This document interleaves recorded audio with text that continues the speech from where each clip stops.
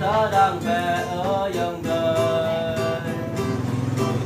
Đã đang về ở dòng đời. Cội đồng đã đang về ở dòng đời. Giêsu Christ chỉ tôn rải tánh mà tàn. Hallelujah, hallelujah, hallelujah. Hallelujah, hallelujah, hallelujah. Hallelujah, hallelujah, hallelujah. Giêsu Christ chỉ tôn rải tánh mà tàn. Cội đồng giáng